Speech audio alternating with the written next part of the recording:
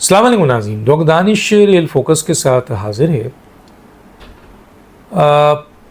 موجودہ حکومت جس طرح میں نے کہا کہ جی یہ تسلسل سے چل رہی ہے، یہ پالیسیز بنا رہی ہے، اہم پالیسیز بنا رہی ہے، اور اسپیشل انویسٹمنٹ فیسیلیٹیشن کے ذریعے میں بار بار کہہ رہا ہوں فوج اور آپ کے حکومت ایک پیج پہ ہے، اور یہ 10 سالہ 15 سالہ پالیسیز امپلیمنٹ کیا جا رہا ہے۔ اہم ترین ماضی میں بھی 10-15 سال کی ہی پالیسیز بنتی ہیں، لیکن کیونکہ حکومتیں چینج ہوتی ہیں۔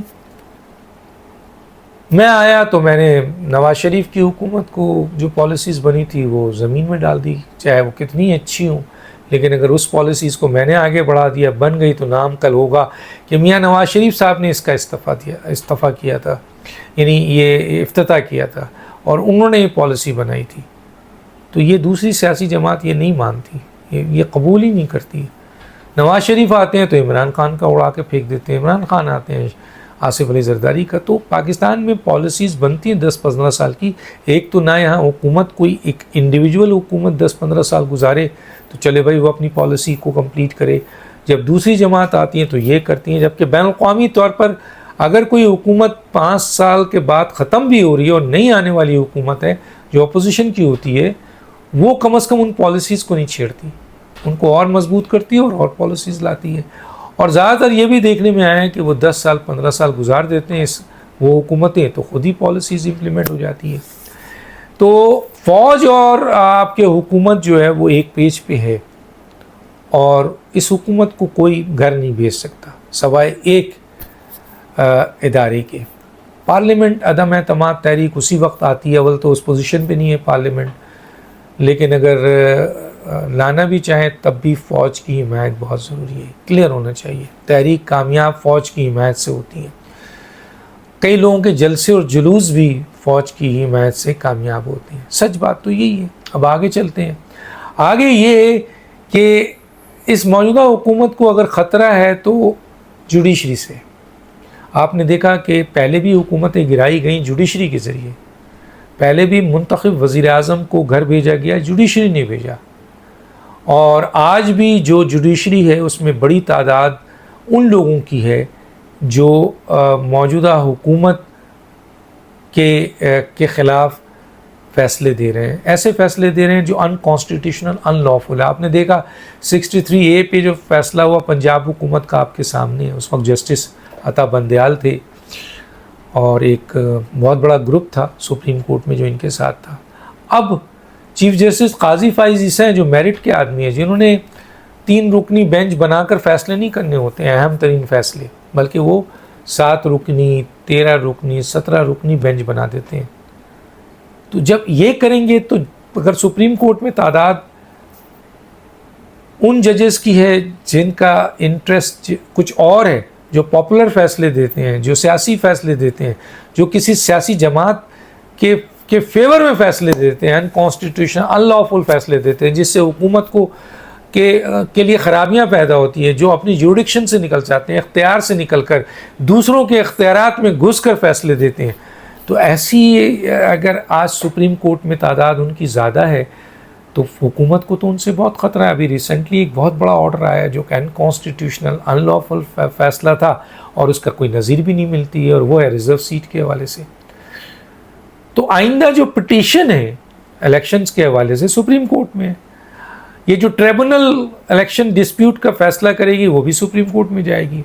ریزرو سیٹ کا مسئلہ ابھی بھی اٹکا ہوا ہے کیونکہ نوٹیفیکیشن نہیں ہوا، حالانکہ الیکشن ایکٹ 2017 کے ذریعے پارلیمنٹ نے اس 8 رکنی فیصلے کو ختم کر دیا ہے، لیکن نظر ثانی کا کیس ہے، اور یہ جو ترمیم ہوئی ہے اس کو لے کر سپریم کورٹ میں چیلنج کر دیا گیا، تو پھر دوبارہ سپریم کورٹ میں آ گیا۔ اور اگر یہی ججز جن کا مائنڈ پاپولر فیصلہ ہے، جن کا مائنڈ سیاسی فیصلہ ہے، اور جن کا مائنڈ کسی ایک جماعت کے فیور میں جانے والا فیصلہ ہے، اور جیسے کہ ماضی میں دیکھنے میں آیا ہے، تو پھر تو یہ سب اڑ جائے گا، اور اڑ گیا تو حکومت کے گرنے کے چانسز ہیں، یا تو الیکشن کا اعلان ہو جائے گا یا پارلیمنٹ میں PTI کی اکثریت ہو جائے گی، تو یہ حکومت تو گئی، اور حکومت گئی تو پالیسیز گئے۔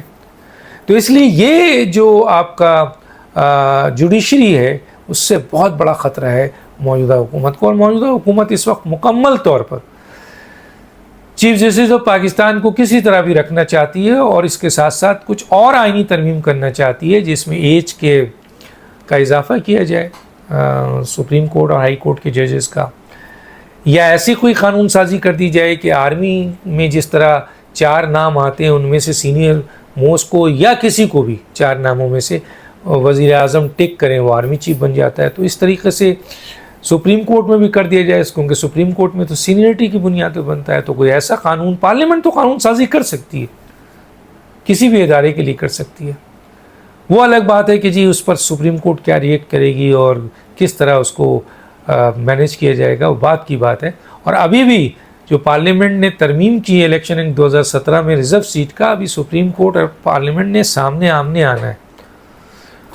اور میرے پروگرام میں ایک رانا ثناء اللہ نے کہہ دیا تھا کہ اب ہم ان کانسٹیٹیوشنل فیصلے سپریم کورٹ کے نہیں مانیں گے، نہ پارلیمنٹ مانیں گی نہ حکومت مانیں گی. بہت بڑی بات ہے. الیکشن کمیشن بھی نہیں مان رہی ہے، اس نے بھی کیوری کر دیا. بہرحال وہ کیوری سپریم کورٹ کے کہنے پہ تھا، اس لیے اس کو ہم یہ نہیں کہہ سکتے کہ وہ اپوز کر رہی ہے، وہ گئی ہے.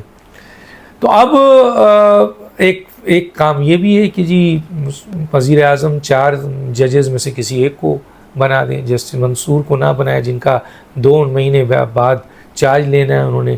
اور تیسرا جو ہے وہ آپ کا کہ ججز کی تعداد بڑھا دی جائے. اگر مجبوراً جسٹس منصور آ بھی جاتے ہیں، چیف جسٹس بن بھی جاتے ہیں، تو پھر ان کے سپریم کورٹ میں جو گروپ ہو، جو پاورفل گروپ ہو، یعنی زیادہ تعداد میں ہو، وہ آپ کے حکومت مخالف نہیں، حکومت حمایتی ہو. کیونکہ ابھی 23 اگر انہوں نے کر دیا پارلیمنٹ نے 23، تو ایڈ ہاک ججز لگائے جائیں گے. اور ایڈ ہاک ججز یقیناً زیادہ تر وہ ہوں گے جو حکومت جن کے اوپر اپنا خیال رکھے گی. ویسے تو بار بار یہ ہو رہا ہے کہ جی یہ بینچ مسلسل ان کانسٹیٹیوشنل فیصلے دے رہا ہے، تو وہ تعداد کانسٹیٹیوشنل فیصلے دے گی اور اس سے حکومت سیکیور ہوگی. تو یہ پلاننگ ہے. جسٹس منصور علی شاہ کا آپ کا نوٹیفیکیشن نہیں ہوا ہے، اور اس کے بارے میں واضح لاء منسٹر نے کہہ دیا ہے کہ جس دن وہ چارج لینے والے ہوں گے، جسٹس قاضی جا رہے ہوں گے، اس دن ان کا نوٹیفیکیشن ہو جائے گا. اس وقت تک حکومت مکمل طور پر اپنا ہوم ورک کر رہی ہے، اور ہو سکتا ہے کہ اس وقت تک حکومت اس مقصد میں، ان مقاصد میں جو میں نے بیان کیا کامیاب ہو جائے، جس کی بنیاد پر جوڈیشری سے جو خطرہ ہے موجودہ حکومت کو وہ ختم ہو جائے گا. تو پھر حکومت کے لیے گرنا ناممکن ہو جائے گا، اور پھر حکومت 5 سال کیا 10 سال بھی گزار سکتی ہے. آرمی چیف کی ایکسٹینشن میری اپنی رائے، ناقص رائے ہے، ہو سکتا ہے غلط ہو، کہ آرمی چیف کی ایکسٹینشن کوئی مسئلہ نہیں ہے، ان کو 2 دفعہ ایکسٹینشن دیا جا سکتا ہے. اس پالیسیز کو امپلیمنٹ کرنے کے لیے، ملک کے حالات کو بہتر کرنے کے لیے، معیشت کو مستحکم کرنے کے لیے، حکومت کو مستحکم کرنے کے لیے، کہ یہ تمام پالیسیز اور اصلاحات ہو سکیں، آرمی چیف 2 دفعہ ایکسٹینشن لے سکتے ہیں، کیونکہ ان کی 64 سال عمر ہونے میں بھی 2 دفعہ ایکسٹینشن مل سکتی ہے. ڈاکٹر دانش کو اجازت دیجیے. اللہ حافظ.